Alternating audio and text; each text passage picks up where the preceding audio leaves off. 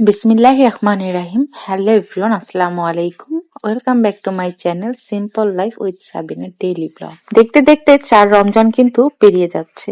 4 রমজানে 4 দিন আল্লাহ তাআলা অশেষ রহমতে সবারই কিন্তু খুব ভালো কাটছে। জানি না কার কেমন কাটলো। আল্লাহ তাআলার কাছে প্রার্থনা করব আল্লাহ তাআলার দিন যেন তিনি সুন্দরভাবে সবার রহমত আর বরকতের সাথে পার করে নেন। দুপুরে কি রান্না করব ভেবে পাচ্ছিলাম না। সেই ভেবে চলে গেলাম টমেটো খেতে। টমেটো ক্ষেত বলতে কয়েকটা গাছ বুনেছি, বালুর মধ্যে তেমন হয় না, কিন্তু যতটুকু হয় আর কি ততটুকু চলা যাবে। তো ভাবলাম কাঁচা টমেটো কি পাওয়া যায় কিনা কয়েকটা, এখন দেখে এই তো পেলাম। গাছগুলো একদম নেতিয়ে পড়েছে, বালুর মধ্যে এত রোদ, এত পানি দিচ্ছি তারপরেও কাজ হচ্ছে না। তো এই তো আমার মেয়ে টমেটো গুলো নিয়ে আসছে।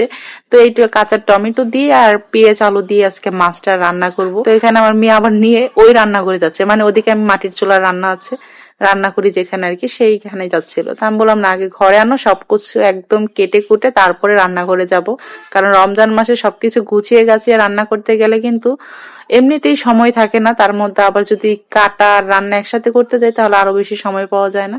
তো এখানে আমি টমেটো গুলোকে সুন্দরভাবে ধুয়ে নিচ্ছি। আর এই যে ছোট ছোট টমেটো গুলো দেখছেন, এগুলো বোধ হয় মানে টাইগারের বাচ্চা, মানে কুকুরের বাচ্চা, এরা বোধ হয় উড়াউড়ি করে, মানে অনেকগুলো কুকুর একসাথে উড়াউড়ি করার পরে ছিঁড়ে ফেলেছিল। তো যাই হোক, এখানে টমেটো গুলো আমি সুন্দর করে ধুয়ে নিচ্ছি। তো আজকে রান্নার তোড়জোড় করেছি, সব কেটে কুটে নিয়েছি। এখানে বেগুন সিম ভাজি করব, টমেটো দিয়ে আলু দিয়ে পেঁয়াজ দিয়ে তেলাপোয়া মাছ রান্না করব।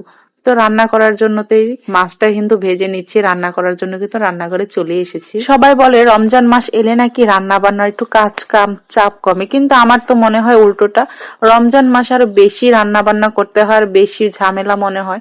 রোজা আছে আলহামদুলিল্লাহ, তাতে খুবই ভালো লাগছে, কিন্তু এই যে রান্না বান্না করো এটা ওইটা অনেকটাই চাপ। এমনিতে কিন্তু এই চাপের জন্য এবছর আমি ইফতার এখনো বানিয়ে খাইনি, জানি না কবে বানিয়ে খাবো, আসলে আদৌ বানিয়ে খাবো কিনা তাও সন্দেহ আছে।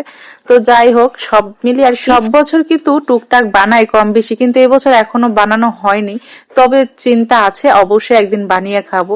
তো এই তো এখানে তরকারি গুলো সব কিন্তু একদম রান্না বান্না করে হয়ে গেছে। এখানে তরকারি খাওয়াও হয়ে গেছে, মানে একদম পরের এইটা ভিডিও করেছিলাম লাস্টে, কারণ কাজকর্ম করতে করতে সন্ধ্যাবেলা তো হুড়স্থুল লেগে যায় ইফতার নিয়ে, তাই আর কোনো ভিডিও করা হয় না তেমন করে, টুকটাক একটু ফটো। আর এদিকে সব ইফতার আয়োজন কিন্তু করে ফেলেছে আমার মেয়ে, আলহামদুলিল্লাহ আপনাদের সবার দোয়ায়। আমি কিন্তু এই বছর ইফতারে এখন ধরে কোনো আয়োজনই করিনি, সব কাটা কোটা যেখানে যা আছে সবকিছু কিন্তু আমার মেয়েই করে। আলহামদুলিল্লাহ 2 বোন মিলে সুন্দর করে সবকিছু জোগাড় যন্ত্র করে ফেলে, একদম শরবত বানান থেকে শুরু করে সবকিছুই করে। আর মুড়িটা মাখায় ওর আব্বু, কিন্তু আজকে যেহেতু ওর আব্বু বাসায় নেই তাই মুড়িটা মাখানোর দায়িত্ব এসে পড়েছে আমার কাছে।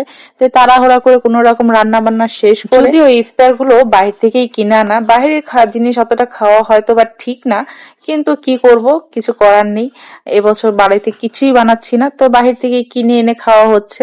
আর এইদিকে আমার পাকা বুড়ি, সে একটা একটা করে একটু করে নিচ্ছে, কামড় দিয়ে দিয়ে আবার রেখে দিচ্ছে, আমাকে ফেকে ফেকে দিচ্ছে, আবার শরবত খাচ্ছে।